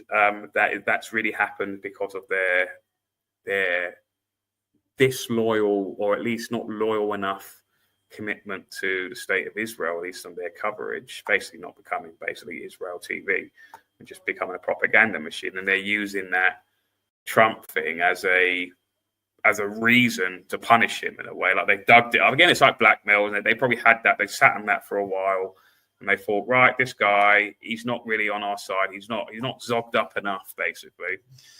We need to punish him, and then they've just released that. I don't know. I could believe it. I mean, the fact that that's been around for ages, and then all of a sudden that's a thing. So I don't know, but we'll see. Look, if Trump was to do that and it brought down the BBC, then fine. But to be honest with you, I mean, Trump kind of has become part of that swamp, hasn't he? And that swamp is transnational. It doesn't just mean in America. It's worldwide, isn't it? And I think that the BBC is part of that swamp, that establishment swamp. Is he going to do anything? I don't know. I honestly don't know. Anyway, so let's just get into other things. So I want to talk about Kash Patel, because obviously this has happened last night. So Kash Patel was brought in front of the congressional committee to talk about the Epstein files. And let's just first of all, let's just see what Kash Patel's what he was saying. This is the classic meme of what is it? How it's going now, sort of thing. Kash Patel literally told us he would release the Epstein Black Book on day one. Politicians, celebrities, and power figures participated in the child sex trafficking ring, and we are about to definitely find out who. The panic in DC this week must be palpable. So let's listen to what was said. Let's just see what he was saying. So will you? Well, the Epstein Black Book, like on day one. On day one, roll out the Black Book. Day one. So will you work with me on this issue so we know who worked with Jeffrey Epstein in building these sex trafficking rings? Absolutely, Senator. Child sex trafficking has no place in the United States of America, and I will do everything, if confirmed as FBI director, to make sure the American public knows the full weight of what happened in the past. Well, the Epstein Black Book, like on day one. On day one. All right. Okay. Roll out the Black Day Book. one. Right. Okay. Okay. So let's see how it's going. So Thomas Massey, this is last night. Thomas Massey just questioned Kash Patel on Epstein. See, look, there's a lot of people who still have faith in Trump, and I don't. I mean, I haven't had faith in Trump for years, but it does amaze me that people think that they can still rely on Trump. I mean, the Epstein stuff is just the ultimate betrayal. Like, I just don't. I can't see. There are people, even some people in the UNN chat, for example, that I know it's all unprecedented, but I talk about the UNN on Telegram and all of that, is that they still believe in Trump, some of them. And that it's become like the Nick Fuentes stuff, it's become a bit of a cult, you see. And their leader can't be challenged. So this is what happened. Thomas Massey just questioned Kash Patel on Epstein. Let's listen to what was said. Director Patel, I watched some of your Senate hearing yesterday when Senator Kennedy asked you, you've seen most of the files, who, if anyone, did Epstein traffic these women to besides himself? You replied, according to the transcript, there is no credible information that he trafficked them to anyone else. You also said somewhere in the hearing and here today that the problem is that the case files are constrained by limited search warrants from 2006 to 2007, and that the non-prosecution agreement hamstrung future investigations. Those constraints only apply to the Southern District of Florida. They do not apply to the Southern District of New York, the location of the 2019 sex trafficking indictment, which produced many things, including a series of FD 302 documents.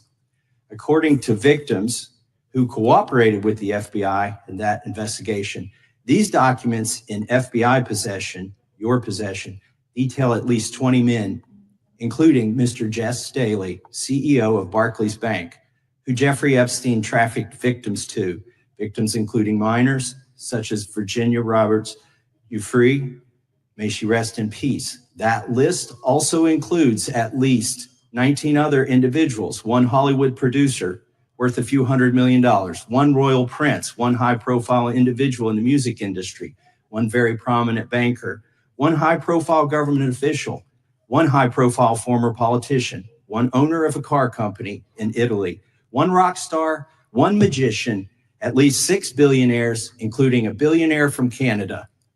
We know these people exist in the FBI files, the files that you control. I don't know exactly who they are, but the FBI does. Have you launched any investigations into any of these people? And have you seen these 302 documents? Just listen to the response. Sir, I have asked my FBI agents to review the entirety of the Epstein files and bring forth any credible information. And we're working with Congress not only to divulge that information and produce it to you, but any investigations that arise from any credible investigation will be brought. There have been no new materials brought to me launching a new indictment. So is the loophole here, or is it your assertion that these victims aren't credible, that the 302s maybe didn't produce credible statements that rise to a probable cause? It's not my assertion, sir. It's the assertion of two different United States attorneys' offices from 3 separate administrations who investigated those same materials in lifetime. Are the 302 documents in the FBI's possession? They reviewed all that, yes, sir. And so have you reviewed those 302 documents that where the victims name the people who victimized them? If I personally know, but the FBI has. Oh, okay. We'll just trust the FBI then. Okay, Cash, we'll just trust them then. They're the same people who have covered this up for years that he's taken over. And he said, oh, all this is going to be released on day one. He's just going to take the word of these corrupt crony FBI agents and go, well, they didn't say there was any. Sit here and in front of the Senate and say there are no names. I said, I named one today. I said, we are not in the practice at the Department of Justice FBI of releasing victims' names. That is not what we do. We are also not in the habit of releasing incredible information. That's not what we do. But multiple authorities have looked at the entirety of what we have. Okay, I got to move right there on here. Were you present? So what I should have played was this is what he said the previous day. Okay, he said 40 minors gave sworn testimonies that they've been raped and trafficked by Jeffrey Epstein. Kash Patel under oath. There is no credible information, quote, there is no credible information that Jeffrey Epstein trafficked minors. FBI Kash Patel needs to be charged with perjury. So this is what he said. So obviously Thomas Massie has named a bunch of people that we know are in the Epstein files, right? And are in other separate FBI files as well. But what Kash Patel has said, there's no credible information. None. If there were, I would bring the case yesterday that he trafficked to other individuals. And the information we have, again, is limited. So the answer is no one? For the information that we have. In the files? In the case file. Okay. There's no credible information. None. No. So there is a bit of a contradiction there. Kash Patel needs to resign or be fired. This is simply atrocious. On September the 16th, he testified and lied to Congress when he said Epstein trafficked to no one, that the FBI has no names of additional perpetrators. He is covering this up. Massie handled this perfectly. Fire him. So unrelated, I'm sure it's unrelated. This is Kash Patel's girlfriend. Kash Patel's girlfriend is 26 years old. Justine, this is again yesterday, Kash Patel's girlfriend becomes first to live separately and given FBI security detail. Definitely not something a Mossad honeypot would get. So people don't know this woman's history. She was in the IDF. Not only was she in the Israel Defense Force, but she was also in the intelligence wing of the IDF. She is, I think, about 20 years his senior. Quite an attractive girl. I wouldn't say Kash Patel was attractive, but, whatever. People have different tastes, I suppose. This, apparently, I didn't even notice about her. She's also a country and western singer or something. Country music sensation Alexis Wilkins has reportedly been assigned her own FBI SWAT team, a protection detail funded by the US taxpayers and arranged by her boyfriend, FBI Director Kash Patel. The agents protecting Wilkins are drawn from the Bureau's Nashville SWAT unit, trained to handle major incidents like mass shootings and terrorist attacks. Wilkins is neither Patel's spouse nor living with him. She does not even reside in the same city as Kash Patel. That's a bit weird, isn't it? The whole thing's a bit weird. You could say, possibly, that this woman is Kash Patel's handler. And probably, one could say, like how Kirst... I mean, it's all a bit weird, isn't it? Because this is obviously a Jewish lady. Keir Starmer's wife is a Jewish lady. David Lammy's wife is a Jewish lady. You have... what's his name? That's probably going to be the next conservative leader. What's his name again, guys? I'll get his name in the chat there. What's his name? Someone quickly say it in the chat. The new probable Tory leader. His wife or girlfriend is also a Jewish lady. You could say that perhaps that Robert Jenrick, thank you, Greg Romford, yep, but with a J, I believe though, that these individuals are perhaps compromised, and whatever dirt that this particular IDF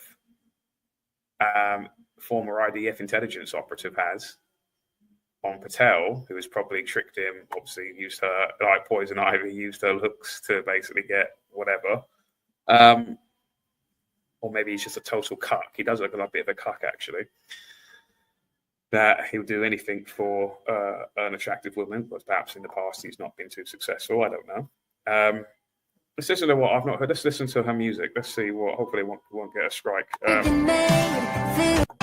People were proud of the USA, American pride, American made, feels and steel. This is what I say, right? You see, look, she's wearing a US flag.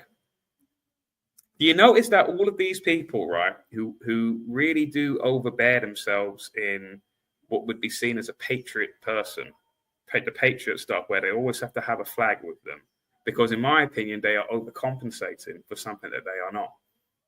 They are in fact a traitor, because this individual has also served. I mean, apparently she's American. She's a dual citizen. She has American citizenry, but she also has Israeli citizenry, and she has not served the United States Army, to my knowledge, but she has served the Jewish the Israeli army, because she's obviously Jewish as well. So, talking about American pride, just when I was on that. When I was on the home feed here and it said about Mark Levin, there it is. Look, conservative principles have to be your North Star. Well, is it conservative principles or is it Zionist principles? As in Israel first, which seems to be what Mark Levin constantly goes on about. See, you have to be quite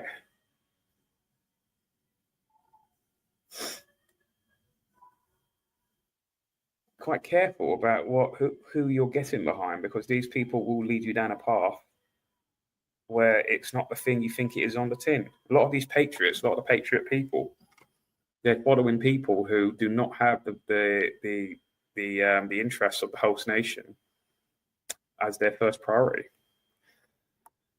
Anyway, guys, I think I'm going to Marjorie Taylor Greene. She's been thrown under the bus as well by Trump.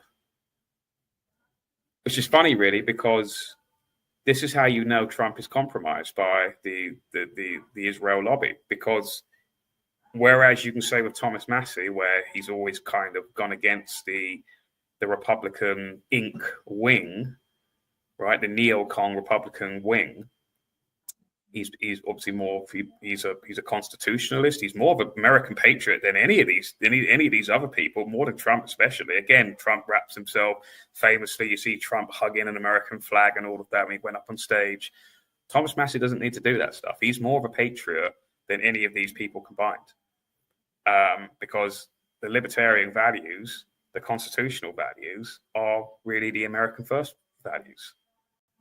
So you can see, obviously, why Trump hates Thomas Massey, because he genuinely is America first, right? But with Marjorie Taylor Greene, it's quite funny because she has always been a loyal lapdog to Trump and MAGA. And you can't call Taylor Greene the same as Thomas Massey. Yes, they talk about the same stuff, but they definitely come from it from different angles and different approaches. And because simply Marjorie Taylor Greene has been talking about the lobby, right, the Israeli lobby, she is now being thrown under the bus because really Trump's loyalty really lays with Israel. I mean, Mark Levin famously said that he was Israel's first ever. What did he say? He said Israel. What did Mark Levin say? Let's get the quote up. He said, let's see, Mark. What was the thing he said? Mark Levin. Trump is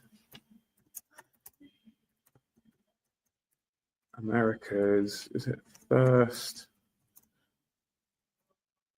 Jewish president, wasn't it? He said. Let's see it.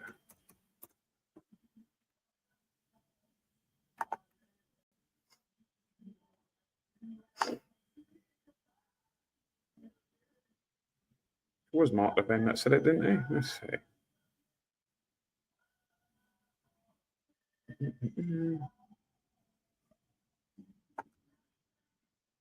Let's see, and I'm going to go after this, guys. Yeah, he said, obviously the video's not at hand, but I do remember it. Conservative radio talk shows, Mark Levin referred to President Trump as, quote, the first Jewish president of the United States in 2019. I mean, you hear rumors that did Trump convert to Judaism, but I don't think he converted to Judaism because he's not religious at all. There's not one religious bone in his body, Trump. But I think perhaps you could argue that the non-religious wing of Judaism, aka Freemasonry, he's probably joined, or he wasn't already a member in. That's probably more what he said. Probably more what he meant, what the conspiracy says about him. But yeah, so it's funny that now they've gone after her because you can't. Again, she's been loyal to MAGA, being loyal to Trump since she got into Congress in the first place. So trying to basically square that circle and trying to explain that is it's not really doable, is it? Let's new Marjorie Taylor Greene rips President Trump for calling her a traitor as she stands with Epstein victims, saying that the real fight will start after the files are released. Quote, I was called a traitor by a man I fought for 6 years for. I gave him my loyalty for free. He called me a traitor for standing with these women and refusing to take my name off the discharge petition. Let me tell you what a traitor is. A traitor is an American that serves foreign countries and themselves.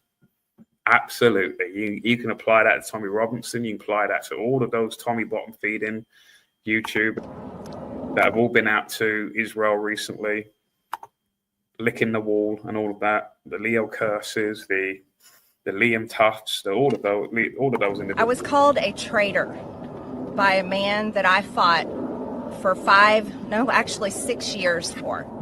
And I gave him my loyalty for free. I won my first election without his endorsement, beating 8 men in a primary. And I've never owed him anything, but I fought for him for the policies and for America first. And he called me a traitor for standing with these women and refusing to take my name off the discharge petition. Let me tell you what a traitor is. A traitor is an American that serves foreign countries and themselves. A patriot is an American that serves the United States of America and Americans like the women standing behind me. And I want to tell you that this only became possible today because the American people whom we serve as representatives here in Congress demanded that this vote happen, and they put more pressure on every single elected politician in this city than has ever been put on them. And today you are going to see probably a unanimous vote in the House to release the Epstein files. But the fight, the real fight, will happen after that. Wow. Okay, well, on that note, I'm going to head off, guys. It's been way over my time. So thank you all for watching. I'm back. I'm personally, but obviously, Unprecedented TV is on every day with various other presenters. But I personally am back on tomorrow evening at 8 p.m. with Unity News Network on UNN's Rumble and UNN's D Live, as well as this Delivering Liberty YouTube channel. So please do tune in for that. Thank you all for watching, guys, and have a fantastic evening. See you soon, guys. Bye.